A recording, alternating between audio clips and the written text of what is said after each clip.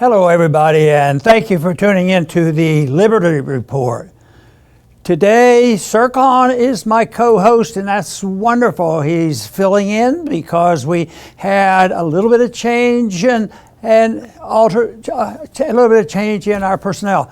But Sircon, welcome to the program as our co-host. Thank you, Dr. Fall, for having me. So Daniel and Chris are both out of town this week. So it's an honor and a privilege to do this show with you again. I know you have an ad to do before we begin, though.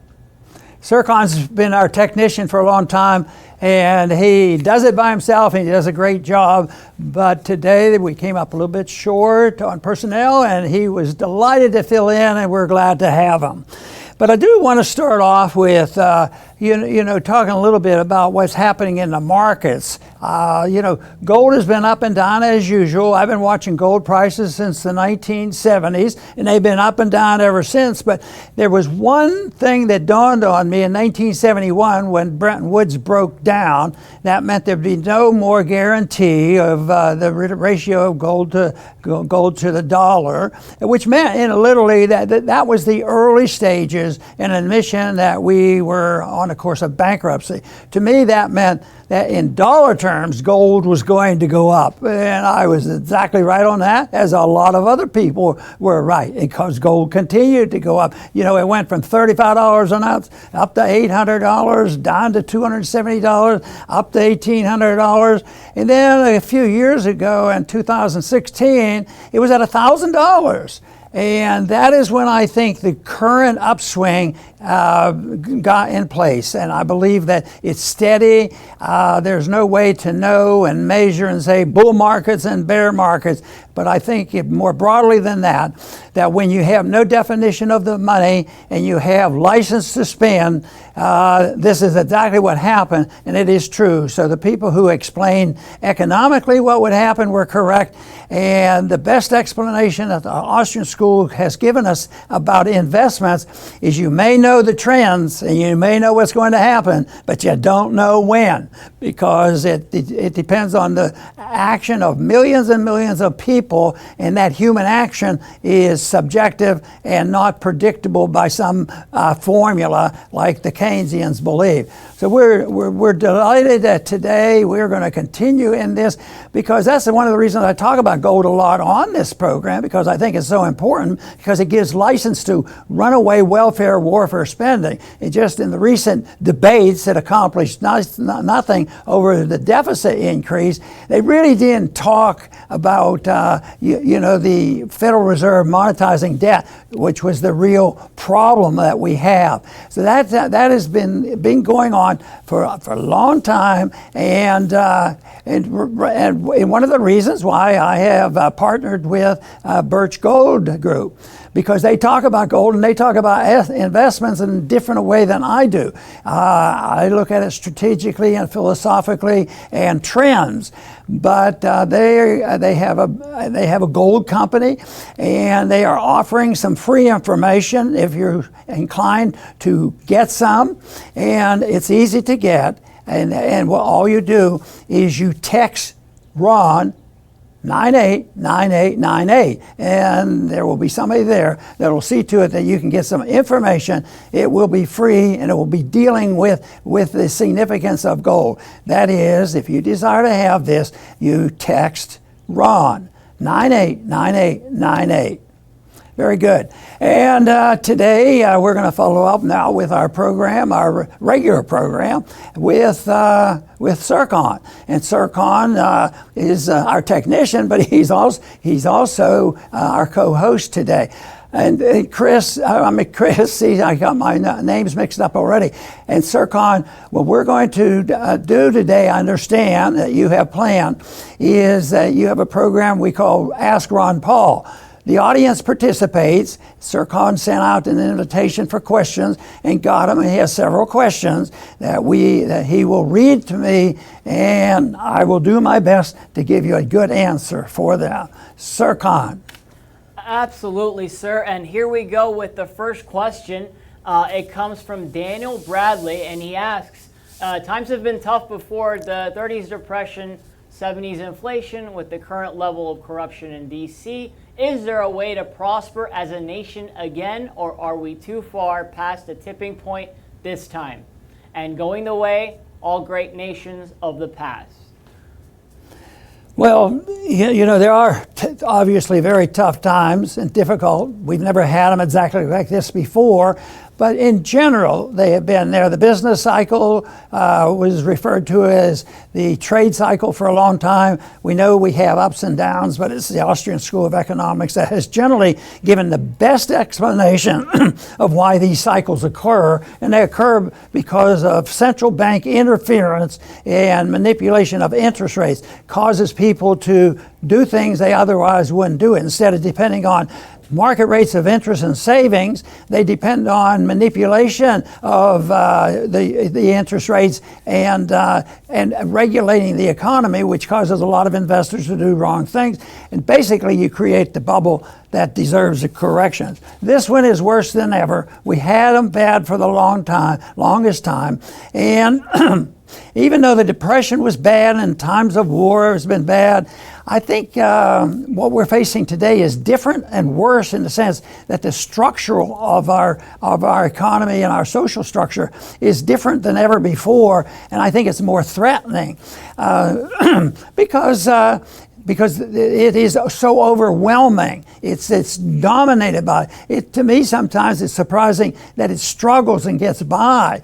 But even in 1933, when Roosevelt took in the gold, I thought, well, that had to be a real threat to the system. But we went 42 years and we weren't even allowed to own gold, and we survived it all. And then came along this Bretton Woods in 1945. And they say, well, we can fix it up. Americans don't deserve to own gold, but we'll let the foreign governments own it. So that gave us the license to become the reserve currency issuer of the reserve currency of the world. So we could spend it overseas like crazy, and so we got to export our inflation, and that lasted for a while until everybody knew we were printing too much money and taking advantage of it and exposing and expanding our welfare warfare state in excesses, and people knew that it had to stop. So in 1971 that stopped, and this was all reflected in the price of gold, up and down, and sorting it out has not ever been easy. Sometimes the gold price seems to be abnormally low for an unusual length of time, and other times it seems like, boy, there's too much act. But that's the way markets work. Right now, I think that we've just, gold has been up to 2,000 before in the last couple of years. It sort of has trouble getting over that. But I think we've been in an upward movement with gold since 2016, and it's been up to 2,000. It's relatively close to 2,000, and that is going to continue. But we always get by on this, and we'll get by this time. But as I said, it's dangerous because we have a change in morality, a change in our justice system, a change in our political system. The empire is a very powerful part of our society now.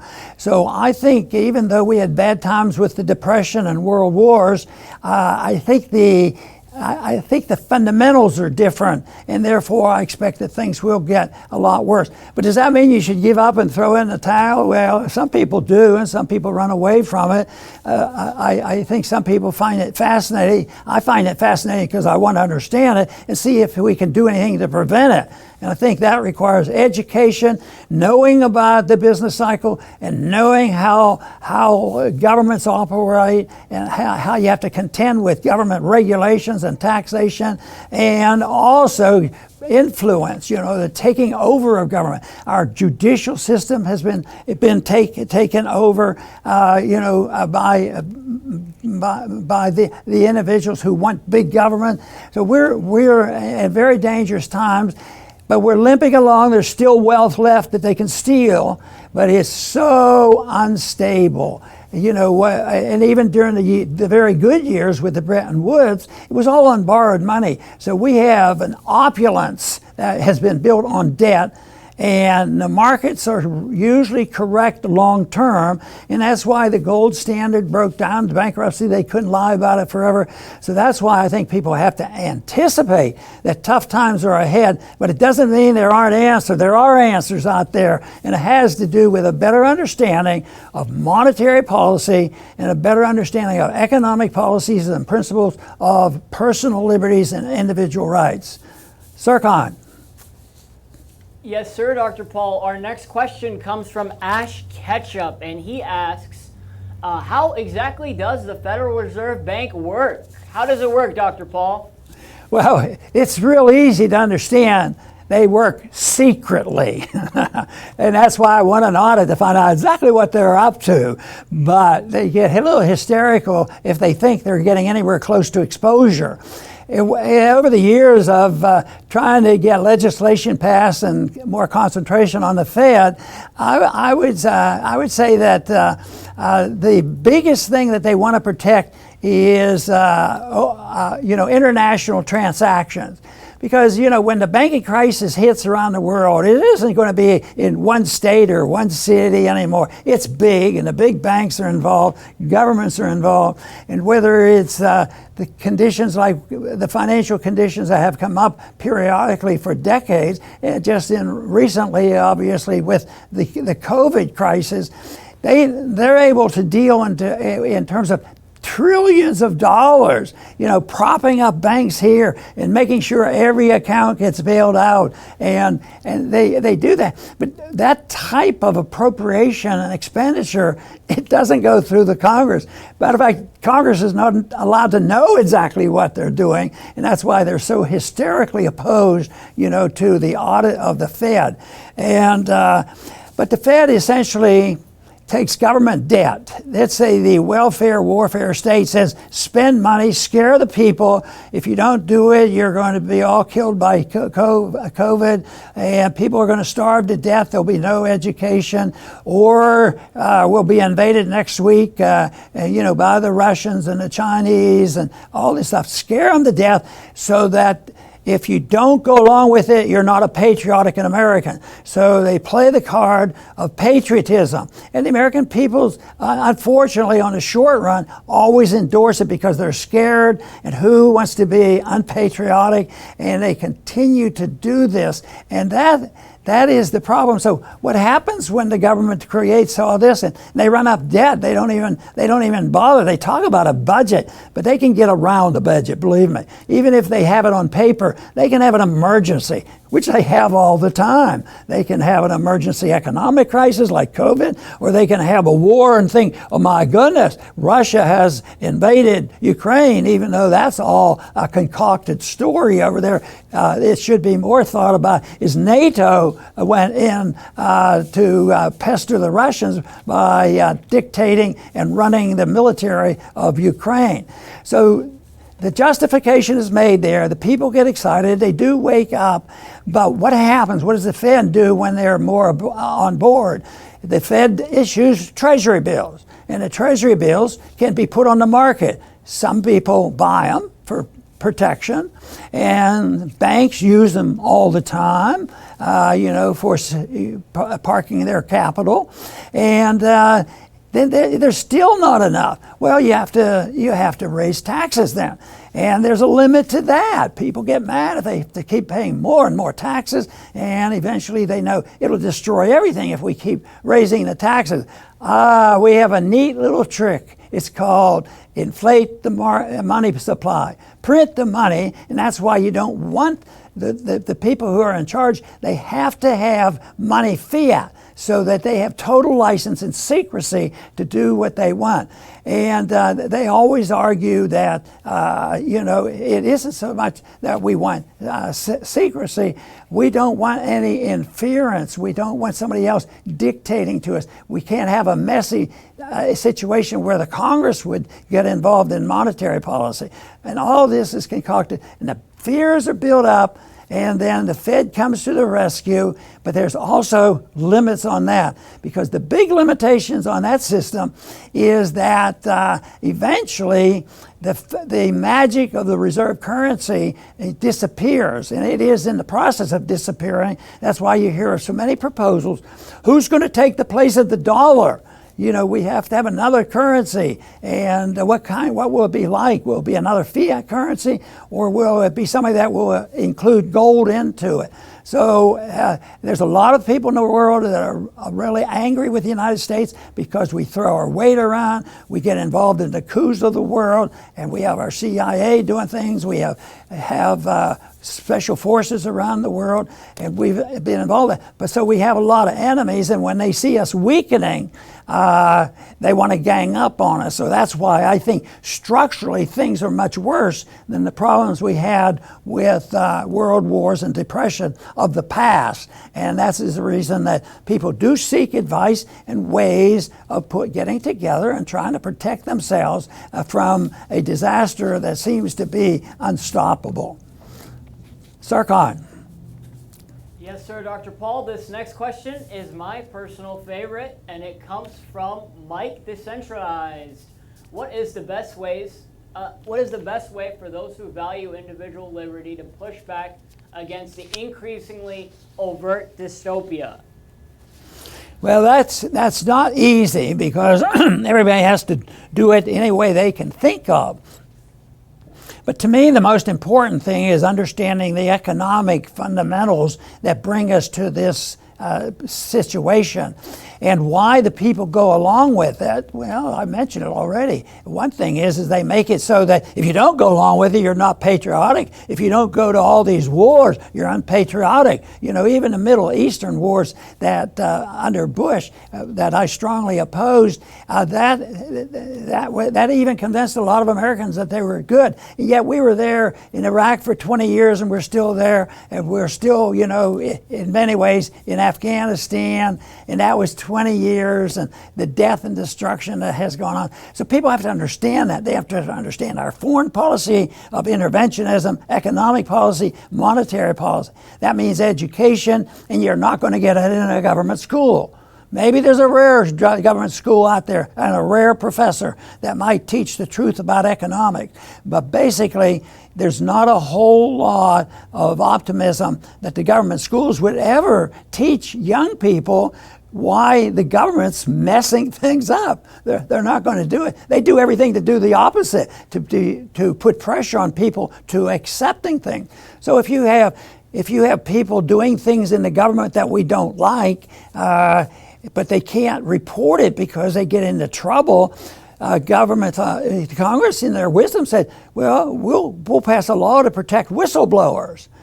Well, it doesn't work. The whistleblowers get punished, and then sometimes they have to leave the country because they don't believe they can get a fair trial. So that is a problem. But understanding that is so important, and then people can do things on a personal level, and everybody can do it in a different way. I think personal associations are very important, like-minded people getting together. And I think you saw an explosion of that when the people started getting very disgusted with the lockdown. Parents started saying, hey, this isn't good for my kids. And all of a sudden they started coming out, and they are coming out, even though the woke movement has not diminished. It's still there. They're determined, and they use more force and intimidation, more removal of our rights, and even to the point where hardly anybody in America now believes the Department of Justice really gives us justice. It's seen in the political sense. You know, you have two factions that choose to believe one group versus the other. There's so little respect for the Constitution. You know, over the years, there was a lot more respect. Even the schools did a better job. But now there's no respect for all. So my goal would be to get people to understand that and then do something. You know, and what they can do is opt out. And that is exactly what a lot have done over COVID. You know, they started resisting. And peaceful resistance is the answer for libertarians, and to avoid the violence. But the other side depends 100% on the violent movement, power of government, imprisonment and punishment and all these things. But we have to realize that ideas are more powerful than weaponry. And unfortunately, there's a long struggle to overcome that. So dealing in ideas, because ideals have an appeal, I'm convinced long term the ideas of liberty, peace and prosperity that follow along in advancing those causes that we were given with the revolution will prevail.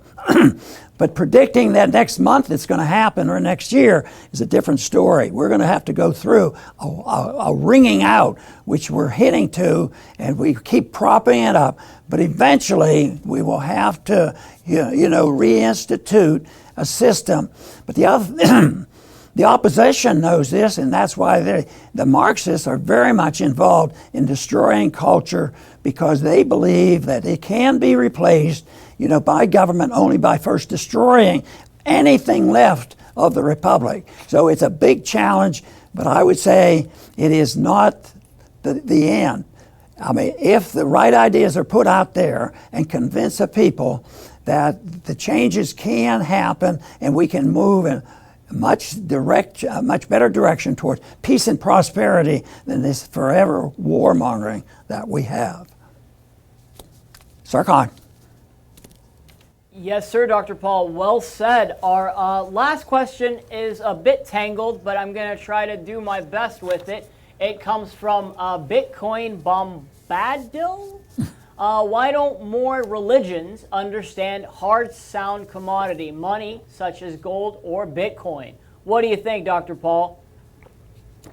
Well, I think it's an important question, but I don't want to get into the details and make statements sort of in a theological sense. But in general, I can refer to this because I think it's important, because throughout all of history, thousands of years, some type of a theology always existed, and in a positive way. So out of this, even prior to knowledge about the Ten Commandments, back when the Sumerians had a code, as well as Hammurabi had codes, they were based on something that was subtle, but it was shared by all the great religions. And that is the understanding that there is a higher law, there is a natural law. People can know right and wrong, good and evil. But we're contending with a group of people who are nihilistic. They philosophically, Nietzsche and others have fundamentally said there is no objective evidence for truth. Truth is unachievable and not understandable. That's their truth, but which is a farce. So no, but the philosophy is you don't know truth, so there's a vacuum. There can be no spiritual truth in the various religions because the nihilists say there is no such thing. I think the nihilists are very, very prevalent in government, especially those who promote lies and wars and all these things. They feel no guilt. They have no remorse about it. They have no shame because they have been conditioned in a psychological way. Well, nobody knows that, so whoever does it, yes, we'll be good. We'll be good dictators. So they don't believe in truth whatsoever. I think that is so important that that we recognize this, and it's been around for a long, long time. But I would say that higher law understanding, the right and wrong that has been taught in so many religions, I think in the last 100 years, it's been usurped by the progressives who have become anti-religion. Today, more and more complaints of people saying, the movement right now is very often construed as being anti-Christian.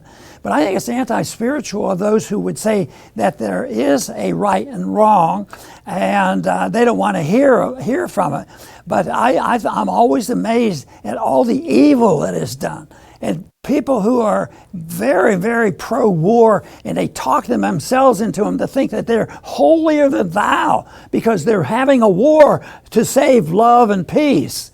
And it's always to save something, and that's propaganda. Just we have to get people to look at the history, and that to me is the biggest problem. But we shouldn't say that all religions are bad, because sometimes religions go off on a tangent, and they certainly have over the centuries. But most religions, from ancient history all the way back to the Sumerian, they did have a notion. If you look at their codes, they recognized that lying was bad, cheating was bad, killing was bad. Well, that sounds libertarian. That means peaceful things. But they had strict rules against that. But that's a start. And it's been around for a long time. It wasn't invented any one particular year. But it still exists. And I think that war is coming to a climactic end. That is the people who reject a higher law, and those who latch themselves onto the justification of nihilism, because you're wasting your time and wasting your energy and you're wasting your money if you think that you can reach something and meet something that is good and something that is bad, and to be able to make a judgment of that. I think that is one of the basic flaws that we have today. But I think that there's still a lot of people becoming more aware of this than ever. And I think people are, when we get a little bit despondent about reporting all the dumb things that our government and the world governments are doing, I always try to remind people, it's not all bad. Some stupid thing that came on, what they're doing to the kids in this multi-genderism and surgeries on 11-year-old kids without parental permission, that is so astounding. But when that message gets out, I think it wakes up thousands of people and say, I didn't know that, I do that, that's atrocious.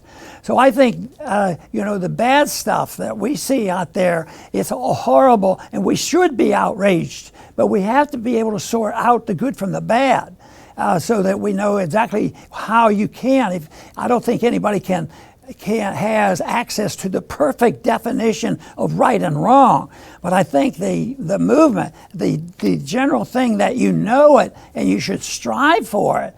Goethe, his whole life was spent on trying to get people to strive for the truth, emphasizing that striving for it. And my goal is to think that peace and prosperity is worth striving for. And this is something that I believe is powerful. I'm convinced that the more people that know about it, the more they will join us. So the results of all this and the answers will come from individuals and not originate in the government. Matter of fact, the government right now, as it is composed, is not helping us at all. In our country, unfortunately, I think we're on the downswing. In other countries around the world that had been so abusive of rights seem to be coming around to thinking maybe all that authoritarianism wasn't so hot. So they're shifting gears. But it's ideological, and we have to remember that in a society, truth is treasonous in an empire of lies. So you will hear a lot of lies because we have an empire, and when the conditions improve, we won't have our empire to worry about, and we will be blessed with a lot more liberty and a lot more prosperity. I want to thank everybody for tuning in today to the Liberty Report. Please come back soon.